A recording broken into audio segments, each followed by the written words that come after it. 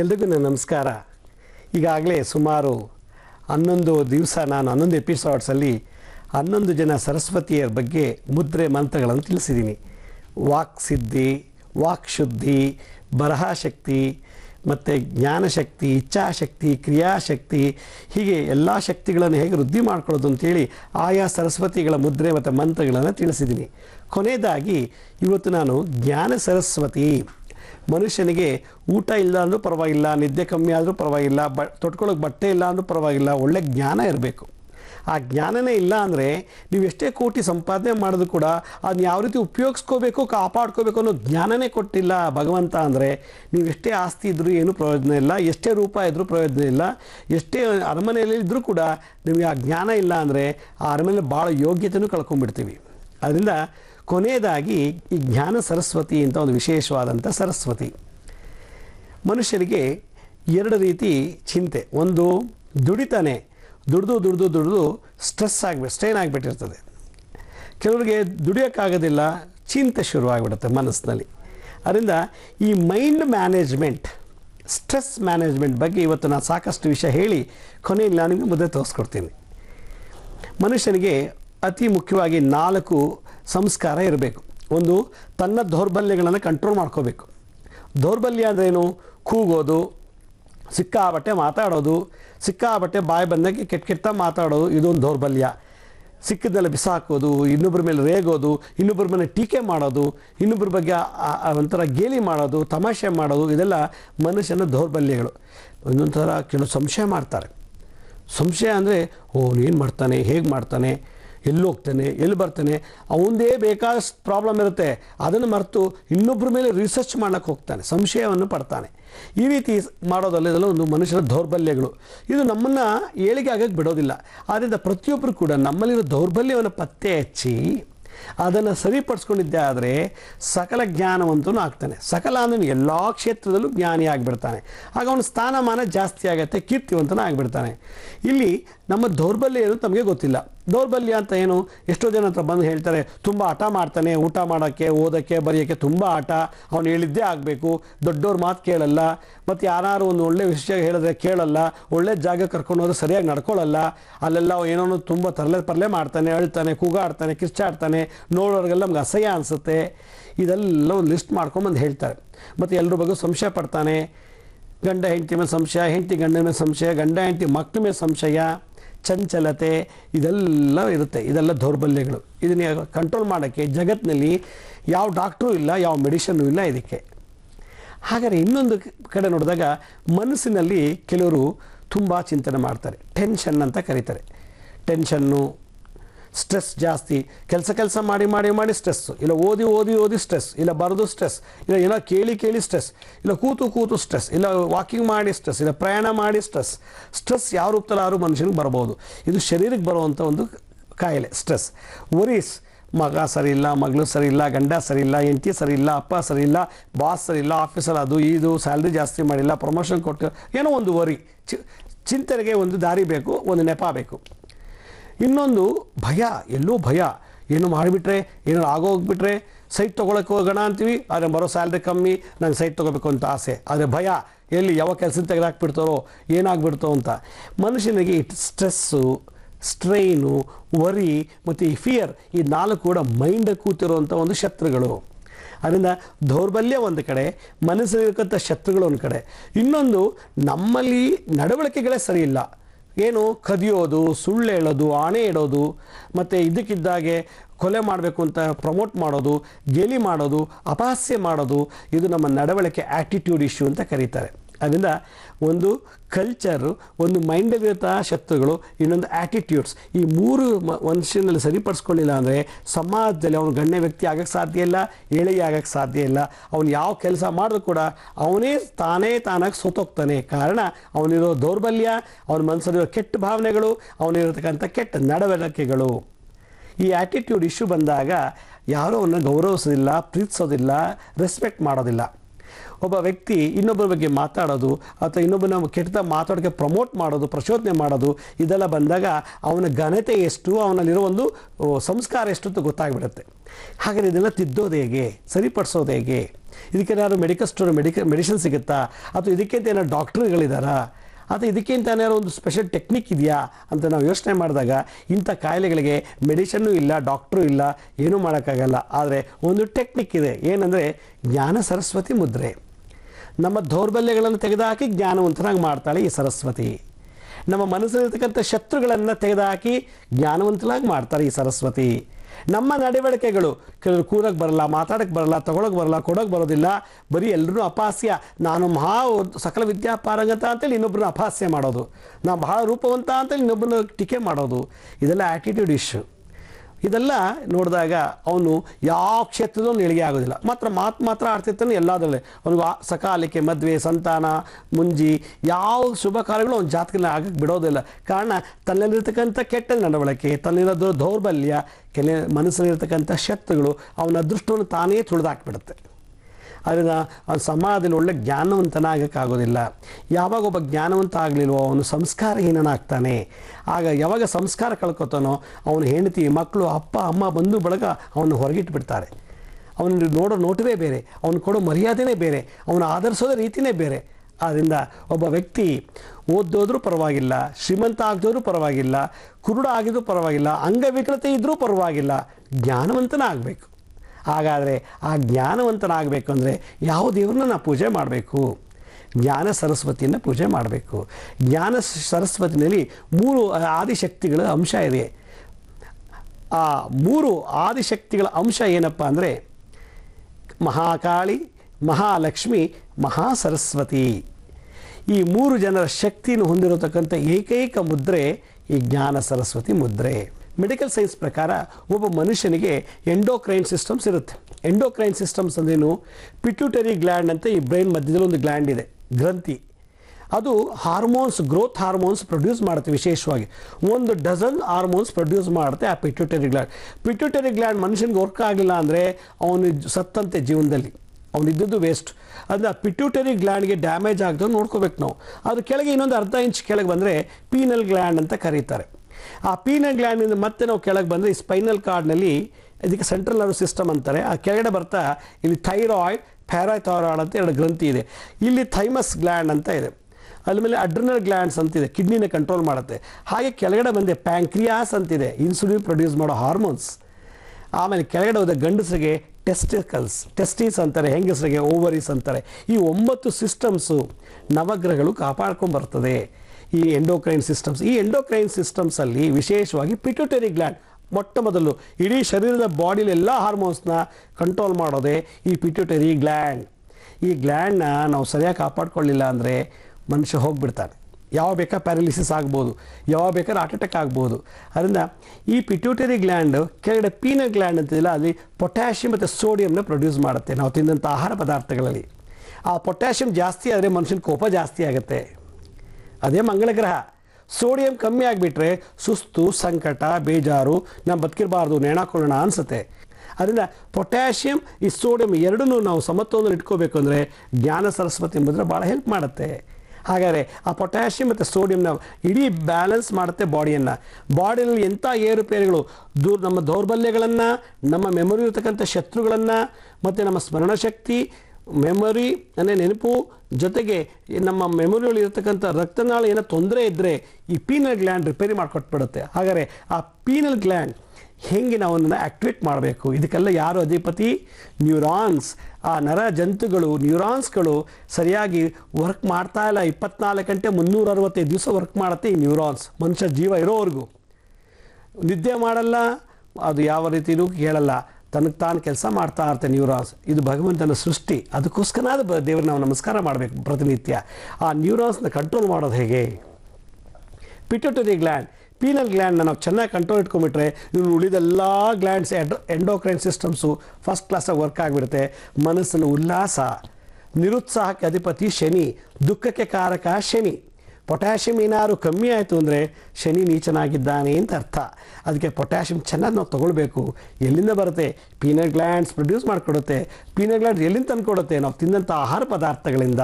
ಹಾಗಾದರೆ ಅದು ಸರಿಯಾದ ಸಮಯ ಹೆಚ್ಚೆಚ್ಚಿಗೆ ಪೊಟ್ಯಾಷಿಯಮ್ ಮತ್ತು ಸೋಡಿಯಂ ಬ್ಯಾಲೆನ್ಸ್ ಮಾಡೋದು ಹೆಂಗೆ ಅಂದರೆ ಜ್ಞಾನ ಸರಸ್ವತಿ ಮುದ್ರಾ. ಹಾಗಾದರೆ ಜ್ಞಾನ ಸರಸ್ವತಿ ಮುದ್ರೆನ ನಾವು ಯಾವ ರೀತಿ ಧಾರಣೆ ಮಾಡಬೇಕು? ಇನ್ನೊಂದು ಎಷ್ಟು ವಿಶೇಷವಾಗಿ ಏನಂತ ಬರ್ತಾರೆ, ತುಂಬ ತುಂಬ ತಲೆನೋವು ಬರ್ತಾ ಇದೆ, ಕಣ್ಣುರಿ ಬರ್ತಾ ಇದೆ, ಬುಕ್ ತೆಗೆದ್ರೆ ಸಾಕು ಕಣ್ಣಲ್ಲಿ ನೀರು ಸೋರ್ತಾ ಇರುತ್ತೆ, ಟಿ ವಿ ನೋಡ್ತಾ ಇದ್ರೆ ಸಾಕು ಕಣ್ಣಲ್ಲಿ ನೀರು ಸೋರ್ತಾ ಇರುತ್ತೆ. ಅದು ಉಷ್ಣನೂ ಆಗಿಲ್ಲ ಏನಿಲ್ಲ, ಓದೋಕ್ಕೆ ಶುರು ಮಾಡಿದ್ರೆ ಕಣ್ಣಲ್ಲಿ ನೀರು, ಏನಾದ್ರು ನೋಡ್ತಾ ಕೂತ್ಕೊಂಡ್ರೆ ಕಣ್ಣಲ್ಲಿ ನೀರು, ಹೆಚ್ಚಿಗೆ ಹೊತ್ತು ಮಾತಾಡ್ತಿದ್ರೆ ಮೈಯೆಲ್ಲ ಬೆವ್ತೋಗುತ್ತೆ, ಹೆಚ್ಚಿಗೆ ಮಾತಾಡ್ತಿದ್ರೆ ಸಿಕ್ಕಾಬಟ್ಟೆ ಮಂತ್ರ ತಳಮಳ ಮನಸ್ಸಲ್ಲಿ ಎದ್ದೊಳ್ಬಿಡೋಣ ಅನ್ಸುತ್ತೆ, ಅದು ಎದ್ದೊಳಕ್ಕಾಗಲ್ಲ, ಯಾರು ನೋಡ್ಬಿಟ್ಟು ಯಾರೋ ಅಂತಾರಲ್ಲ ಅನ್ನೋ ಭಯ. ಇದ್ದಕ್ಕಿದ್ದಾಗೆ ಒಂದು ರೀತಿ ಕಾಲೆಲ್ಲ ಜುಮು ಅಂತ ಜೋಗಿಟ್ಕೊಂಡ್ಬಿಡುತ್ತೆ. ಇದೆಲ್ಲ ಹಾರ್ಮೋನ್ಸ್ ಇಂಬ್ಯಾಲೆನ್ಸ್ ಆದಾಗ ಮಾತ್ರ. ಅವನಿಗೆ ಡಯಾಬಿಟಿಸ್ ಇಲ್ಲ, ಕ್ಯಾನ್ಸರ್ ಇಲ್ಲ, ಬಿ ಪಿ ಇಲ್ಲ, ಯಾವ ರೋಗ ಇಲ್ಲ. ಕೆಳಗೆ ಕೂದ ತಕ್ಷಣ ಗಂಟೆಗಟ್ಟಲೆ ಕೂದ ತಕ್ಷಣ ಅವ್ನು ಎಡ್ಸೋದು ಕಷ್ಟ, ಯಾರಾದ್ರೂ ಇಬ್ಬರು ಎಬ್ಬಿಸ್ಬೇಕು ಅವನ್ನ. ಇನ್ನು ಇನ್ನು ಚಿಕ್ಕ ಹುಡುಗ, ಏನು 60-70 ವರ್ಷ ಅಲ್ಲ, ಆದರೆ ಆ ವಯಸ್ಸಿಗೆ ಹಾರ್ಮೋನ್ಸ್ ಪೊಟ್ಯಾಷಿಯಮ್ ಬರುತ್ತೆ, ಸೋಡಿಯಮಲ್ಲಿ ಇಂಬ್ಯಾಲೆನ್ಸ್ ಬಂದಾಗ ಅವರಿಗೆ ನಮ್ನೆಸ್ ಬಂದುಬಿಡುತ್ತೆ. ಹಾಗೇನಾಗುತ್ತೆ, ಓದೋದಲ್ಲಿ ಇಷ್ಟ ಇಲ್ಲ, ಬರೆಯೋದಲ್ಲಿ ಇಷ್ಟ ಇಲ್ಲ, ಯಾವುದನ್ನು ನೆನಪಿಟ್ಕೊಳ್ಳೋದು ಬೇಡಪ್ಪ, ನೆಗ್ಲಿಜೆನ್ಸ್ ಬಂದ್ಬಿಡುತ್ತೆ. ಪೋಸ್ಟ್ಪೋನ್ಮೆಂಟ್ ನೇಚರ್ ಅಂತ ಕರೀತಾರೆ ಅದಕ್ಕೆ. ನಾಳೆ ಓದಿದ್ರಾಯ್ತು, ಇನ್ನೂ ಎಕ್ಸಾಮ್ ಇನ್ನೂ 15 ದಿನ ಇಲ್ವಾ, 3 ದಿನ ಓದ್ಕೊಂಡ್ರಾಯ್ತು, ನಾಳೆ ನೋಡೋಣ, ನಾಳಿದ್ದು ಮಾಡೋಣ ಅನ್ನೋದು ಪೋಸ್ಟ್ಪೋನ್ಮೆಂಟ್ ನೇಚರ್, ಮುಂದೂಡಿಕೆ ಅನ್ನೋ ಒಂದು ಆ್ಯಟಿಟ್ಯೂಡ್ ಇಶ್ಯೂ ಬಂದುಬಿಡುತ್ತೆ. ಇದು ಮನಸ್ಸಲ್ಲಾಗುವಂಥ ಚಂಚಲತೆ. ಮನಸ್ಸಿನ ಚಂಚಲತೆಯನ್ನು ನಿವಾರಣೆ ಮಾಡಬೇಕು ಅಂದರೆ ಜಗತ್ತಿನಲ್ಲಿ ಯಾವ ಮೆಡಿಷನ್ನೂ ಇಲ್ಲ. ಮನಸ್ಸನ್ನು ಕೆಡ್ಸಕ್ಕೆ ಮೆಡಿಷನ್ ಇದೆ, ಮೈಂಡ್ನ ಹಾಳು ಮಾಡಿಬಿಡ್ಬೋದು, ವರ್ಕ್ ಮಾಡಿ ಎಲ್ಲ ನ್ಯೂರಾನ್ಸು ಎಲ್ಲ ಕಂಪ್ರೆಸ್ ಮಾಡಿ ಸಾಯಿಸ್ಬಿಟ್ಟು ಅವನು ಬುದ್ಧಿ ಭ್ರಮಣೆ ಮಾಡಿಬಿಡ್ಬೋದು. ಆದರೆ ಅದೇ ನ್ಯೂರಾನ್ಸ್ನ ಚೆನ್ನಾಗಿ ಆ್ಯಕ್ಟಿವೇಟ್ ಮಾಡಬೇಕು ಅಂದರೆ ಯಾವ ಮೆಡಿಷನ್ಸು ಇಲ್ಲ. ಅದು ಭಗವಂತನ ಆಶೀರ್ವಾದ ಒಂದೇ ಸಾಧ್ಯ. ಹಾಗಿದ್ರೆ ಈ ಜ್ಞಾನ ಸರಸ್ವತಿ ಮಹಾಕಾಳಿ, ಮಹಾಲಕ್ಷ್ಮಿ, ಮಹಾ ಸರಸ್ವತಿಯನ್ನು ಈ ಬೀಜ ಮಂತ್ರಗಳನ್ನು ನಾವು ಮಾಡಿದ್ದೇ ಆದರೆ ತ್ರಿಕರಣ ಶುದ್ಧಿ ಆಗುತ್ತೆ. ನಾನು ತೋರಿಸೋ ಈ ಜ್ಞಾನ ಸರಸ್ವತಿ ಮುದ್ರೆ ಮಾಡ್ತಿದ್ರೆ ಥರ್ಡ್ ಐ ಓಪನ್ ಆಗಿಬಿಡುತ್ತೆ, ದಿವ್ಯ ದೃಷ್ಟಿ ಬರುತ್ತೆ. ಯಾವಾಗ ಒಬ್ಬ ವ್ಯಕ್ತಿ ನೋಡಿ ಸಾಕು ಅವನು ಇರೋದೆಲ್ಲ A to Z ಹೇಳ್ಬಿಡ್ಬೋದು, ಅವನ ಮುಖದಲ್ಲೇ ಗೊತ್ತಾಗತ್ತೆ. ಅವನ ಆಜ್ಞಾಚಕ್ರವನ್ನು ನಾವು ನೋಡಿಬಿಟ್ರೆ, ನಮ್ಮ ಆಜ್ಞಾಚಕ್ರದಿಂದ ಅವನ ಆಜ್ಞಾಚಕ್ರಕ್ಕೆ ಟ್ರಾನ್ಸ್ಪರೆನ್ಸಿನ ನಾವು ಅಂದರೆ ಟೆಲಿಪತಿನ ಕಳಿಸ್ಬಿಟ್ರೆ ಅವನ ಪೂರ್ವ ಇಷ್ಟನೇ ಹೇಳ್ಕೊಂಬಂದ್ಬಿಡ್ಬೋದು, ಒಂದೇ ಸಲ ಫೋಟೋಗ್ರಾಫಿ ಜೆರಾಕ್ಸ್ ಥರ ಮಾಡಿಬಿಡ್ಬೋದು. ಅಷ್ಟು ಶಕ್ತಿ ಈ ಮುದ್ರೆಗಿದೆ. ಸಾಧನೆ ಮಾಡಬೇಕು, ಗುರುಮುಖೇನ ಸಾಧನೆ ಮಾಡಿದ್ದೇ ಆದರೆ ಜ್ಞಾನ ಸರಸ್ವತಿ ಅಗಾಧವಾದ ಜ್ಞಾನವನ್ನು ಕೊಡ್ತಾರಂತೆ. ಈ ಮುದ್ರೆ ಭಾಳ ಸಿಂಪಲ್ ನೋಡಲಿಕ್ಕೆ, ಎಲ್ರಿಗೂ ಗೊತ್ತು, ಎಲ್ಲರೂ ಮಾಡ್ತಾರೆ. ಆದರೆ ಅದು ಪ್ರಮುಖತೆ, ಅದು ಪ್ರಾಮುಖ್ಯತೆ, ಅದರತಕ್ಕಂಥ ಒಂದು ಸಿಗ್ನಿಫಿಕೆನ್ಸ್ ಯಾರಿಗೂ ಗೊತ್ತಾಗ್ತಿಲ್ಲ. ಕಾರಣ ತಿಳ್ಕೊಳ್ಳೋ ಶಕ್ತಿ ನಮ್ಗೆ ಬೇಕಾಗಿಲ್ಲ. ಏನೋ ಇದೆಲ್ಲ ಯಾಕೆ ಮಾಡಬೇಕು ಅಂತಾರೆ. ಏನು ಅಂಥದ್ದು ಇದೋ ಒಂದು ಟ್ಯಾಬ್ಲೆಟ್ ತೊಗೊಂಡ್ರೆ ಆಯಿತು ಅಂತಾರೆ, ಒಂದು ಇಂಜೆಕ್ಷನ್ ಹಾಕ್ಸ್ಕೊಂಡ್ರೆ ಆಯಿತು ಅಂತಾರೆ, ಅಥವಾ ಒಂದು ಟಾಣಿ ಒಂದು ಮಾತ್ರನೋ ಒಂದು ಏನೋ ತೊಗೊಂಡು ತಿಂದುಬಿಟ್ರೆ ಆಯಿತು ಅಂತಾರೆ, ಅಥವಾ ಯಾವಾಗೋ ಹೇಳಿದ್ರೆ ಮಾಡಿಕೊಡ್ತಾರೆ, ಯಾಕೆ ಕಷ್ಟಪಡಬೇಕು ಅಂತ. ಆದರೆ ಆ ಜ್ಞಾನ ಅನ್ನೋದನ್ನು ನಾವೇ ಸಂಪಾದಿಸಬೇಕು ವಿನಃ ಇನ್ನೊಬ್ಬರಿಂದ ಕೊಂಡ್ಕೊಳ್ಳೋದಾಗಲಿ ಅಥವಾ ಇನ್ನೊಬ್ಬರಿಗೆ ಬೇಡಿ ತೊಗೊಳ್ಳೋವಂಥದ್ದಲ್ಲ. ಆದ್ದರಿಂದ ಪ್ರತಿಯೊಬ್ಬರು ಕೂಡ ಜ್ಞಾನ ಸರಸ್ವತಿಯನ್ನು ಪಾರಾಯಣ ಮಾಡಿದ್ದೆ ಆದರೆ ಮುದ್ರೆಯೊಂದಿಗೆ ಆವಾಹನೆ ಮಾಡಬೇಕು. ಅದರಿಂದ ಈ ಜ್ಞಾನ ಸರಸ್ವತಿಯಲ್ಲಿ ಆಗುವಂಥ ಒಂದು ವಿಶೇಷತೆ ಏನಂತಂದರೆ ಹಿಪ್ಪೋಕ್ಯಾಂಪಸ್. ಅಂದರೆ ಹಿಪ್ಪೋಕ್ಯಾಂಪಸ್ ಅಂದರೆ ಒಂದು ಸ್ಮಾಲ್ ಮಾಂಸದ ಮುದ್ದೆ ಬ್ರೈನಲ್ಲಿದೆ. ಅದು ಈಗ ಓದಿದ್ದು ಕೇಳಿದ್ದು ನೋಡಿದ್ದೆಲ್ಲ ಸ್ಟಾಕ್ ಮಾಡ್ಕೊಳ್ಳುತ್ತೆ. ಇನ್ನು 15 ನಿಮಿಷ ಆದ ತಕ್ಷಣ ಮರ್ತೋಗಂಗೆ ಆಗಿಬಿಡುತ್ತೆ, ತೆಗೆದು ಎರೇಸ್ ಮಾಡಿಬಿಡುತ್ತೆ. ಹಾಗಾದರೆ ಈ ಶಾರ್ಟ್ ಟರ್ಮ್ ಮೆಮೊರಿಯಿಂದ ಲಾಂಗ್ ಟರ್ಮ್ ಮೆಮೊರಿಗೆ ತೊಗೊಂಬರಬೇಕು ಅಂದರೆ ನಾವು ಏನಾದ್ರು ಒಂದು ಸಾಧನೆ ಮಾಡಬೇಕು. ಅದಕ್ಕೋಸ್ಕರ ಹಿಪ್ಪೋ ಕ್ಯಾಂಪಸ್ಸಿಂದ ನಮ್ಮ ಶಾರ್ಟ್ ಟರ್ಮಿಂದ ಲಾಂಗ್ ಟರ್ಮ್ ಮೆಮೊರಿಗೆ ತಗೊಬರಬೇಕು ಅಂದರೆ ಹಿಪ್ಪೋ ಕ್ಯಾಂಪಸ್ನ ಚೆನ್ನಾಗಿ ನೋಡ್ಕೋತಾ ಇರಬೇಕು, ಚೆನ್ನಾಗಿ ಫ್ರೆಂಡ್ಶಿಪ್ ಬೆಳೆಸ್ಬೇಕು ಅದ್ರ ಜೊತೆಗೆ. ಅದಕ್ಕೆ ಸಾಧ್ಯ ಆಗುವಂಥ ಮುದ್ರೆ ಈ ಜ್ಞಾನ ಸರಸ್ವತಿ. ಹೈಪೋಥಾಲಮಸ್ ಏನು ದಾಹ, ನಿದ್ರೆ, ಆಲಸ್ಯ, ನಮ್ಮ ಶರೀರದ ಟೆಂಪ್ರೇಚರ್, ಬಾಡಿ ಟೆಂಪ್ರೇಚರ್ನ ಮೇಂಟೈನ್ ಮಾಡುತ್ತೆ. ಅತಿ ಉಷ್ಣ ಆಗೋಕ್ಕೂ ಬಿಡಲ್ಲ, ಅತಿ ಕೋಲ್ಡ್ ಆಗೋಕ್ಕೂ ಬಿಡಲ್ಲ. ಆ ಒಂದು ಶಕ್ತಿಯನ್ನು ಈ ಜ್ಞಾನ ಸರಸ್ವತಿ ನಿಗ್ರಹಿಸುತ್ತೆ ಈ ಮುದ್ರೆ. ಅದರಿಂದ ಯಾರಿಗೆ ಉನ್ಮಾದ, ದೌರ್ಬಲ್ಯ, ಹುಚ್ಚುಚ್ಚಾಗಿ ಮಾತಾಡೋದು, ರೇಗೋದು, ಕಂಡೋರ ಬಗ್ಗೆ ಅಸೂಯೆ ಪಡೋದು, ಸಂಶಯ ಪಡೋದು, ಯಾವಾಗಲೂ ಭಯ ಭಯ ಭಯ ಅನ್ನೋದು, ಮತ್ತು ಇನ್ನೊಬ್ಬರ ಬಗ್ಗೆ ಟೀಕೆ ಮಾಡೋದು, ಇವೆಲ್ಲ ಮನುಷ್ಯನ ದೌರ್ಬಲ್ಯಗಳು. ಇದಿದ್ದರೆ ಮನಸ್ಸಿನಲ್ಲಿ ಚಂಚಲತೆ, ಸ್ಥಿರತೆ ಇಲ್ಲ ಅಂದರೆ, ಅಥವಾ ಅವನಿಗೆ ಬೇಕಾದಂಥ ಆಸೆ ಆಕಾಂಕ್ಷೆ ಈಡೇರಿಸುವಂಥ ಶಕ್ತಿ ಸಾಮರ್ಥ್ಯ ಅವನು ಕಳ್ಕೊಂಡ್ಬಿಟ್ಟಿದ್ರೆ ಅದಕ್ಕೆಲ್ಲ ಜ್ಞಾನ ಸರಸ್ವತಿ ಮುದ್ರೆಯನ್ನು ಮಾಡಬೇಕು.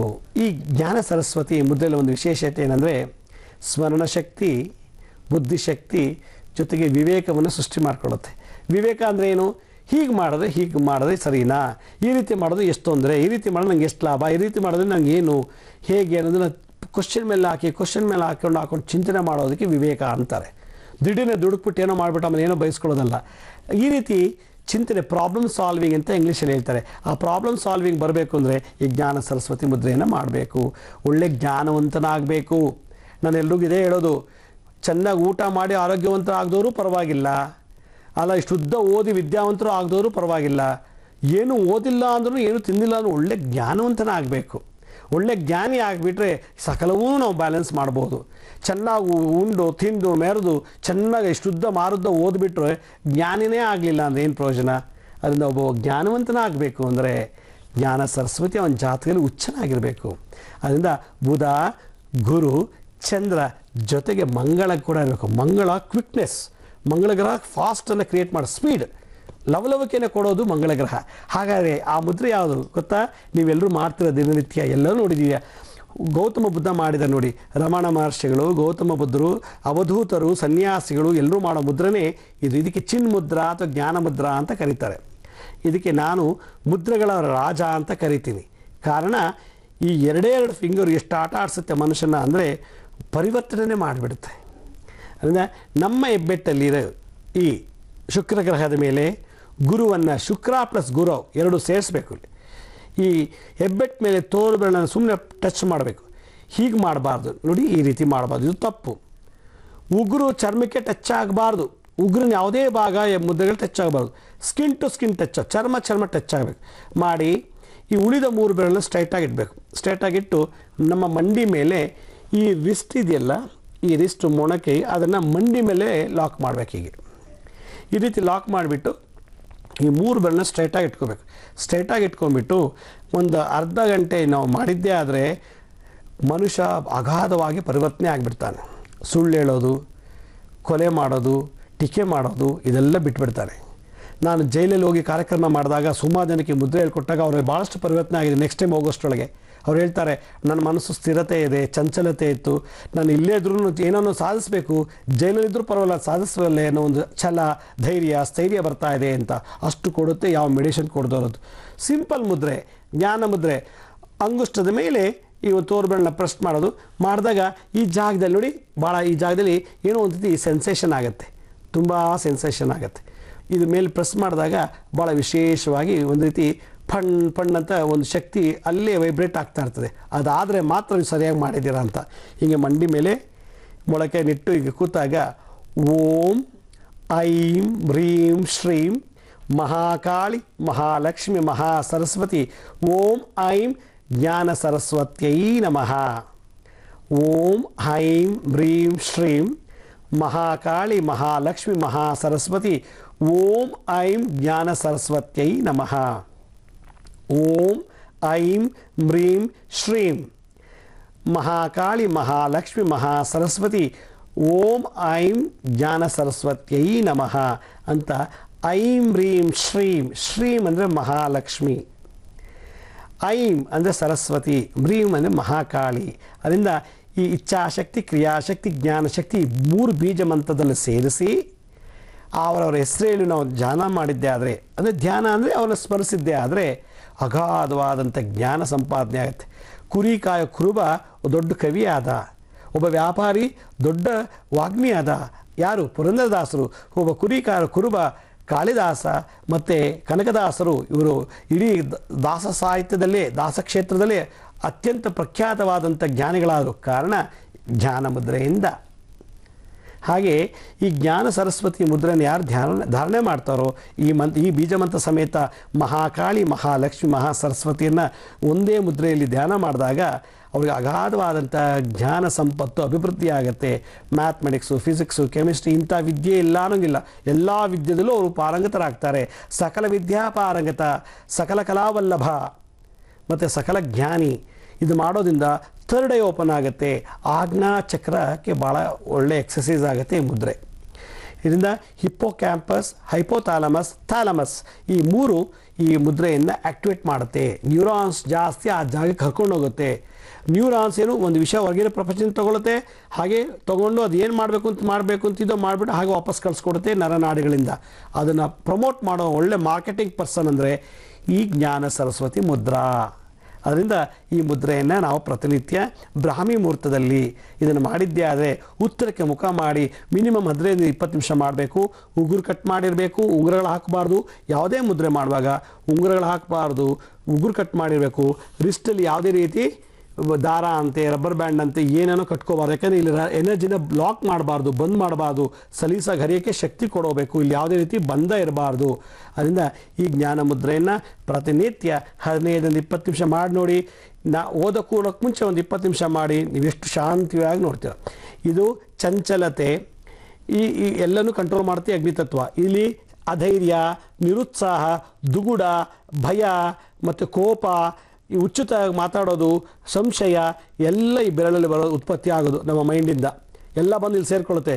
ಇದನ್ನು ತೆಗೆದು ಬೆಂಕಿಗೆ ಹಾಕಿಬಿಟ್ರೆ, ಯಾವುದು ಶುಕ್ರಗ್ರಹ ಇದೆ, ಅಗ್ನಿತತ್ವ ಇದೆ, ಬೆಂಕಿ ಹಾಕಿಬಿಟ್ರೆ ಭಯ ಸುಟ್ಟೋಗುತ್ತೆ, ನಾಚಿಕೆ, ಸಂಶಯ ಇವೆಲ್ಲ ಸುಟ್ಟು ಭಸ್ಮ ಆಗಿ ಮನಸ್ಸಲ್ಲಿ ಚಂಚಲತೆ ಹೋಗಿ ಮನಸ್ಸು ಆನಂದವಾಗಿ ಉಲ್ಲಾಸ, ಸಂತೋಷ ಮತ್ತು ಪರಮಾನಂದ ಸ್ಥಿತಿಗೆ ಹೋಗುತ್ತೆ ಮನಸ್ಸು.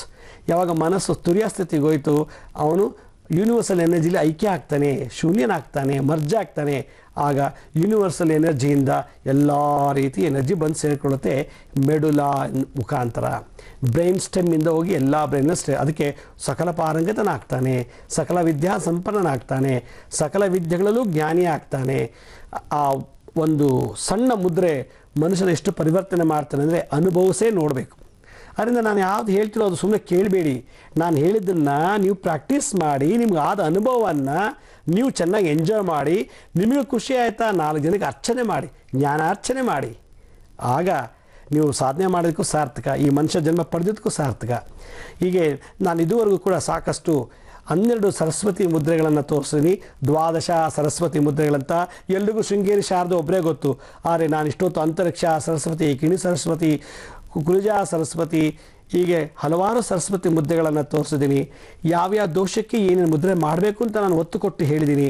ಈ ಮುದ್ರೆಗಳನ್ನು ಆಯಾ ದೋಷ ಇರೋರು ಕಡೆ ಪಕ್ಷ 11 ದಿವಸ, ಇಲ್ಲ 21 ದಿನ, ಇಲ್ಲ 48 ದಿವಸ, ಇಲ್ಲ 54 ದಿವಸ, ಇಲ್ಲ 108 ದಿವಸ ಉತ್ತರಕ್ಕೆ ಮುಖ ಮಾಡಿಕೊಟ್ಟು ಜಪ ಮಾಡಿದ್ದೆ ಆದರೆ ಈ ಸರಸ್ವತಿ ನೀವು ಸಾಧಿಸ್ಕೋಬೋದು. ಹೀಗೆ ನಾನು ಮುಂದಿನ ಸಂಚಿಕೆಯಲ್ಲಿ ಮೆಮೊರಿಗೆ ಹೇಗೆ ರೀತಿ ಔಷಧಿ ಮಾಡ್ಬೋದು ಅನ್ನೋದು ನಿಮಗೆ ತೋರಿಸ್ಕೊಡ್ತೀನಿ. ಅಲ್ಲಿವರೆಗೂ ನನ್ನ ನಮಸ್ಕಾರ. ಸಾಯಿರಾಮ್.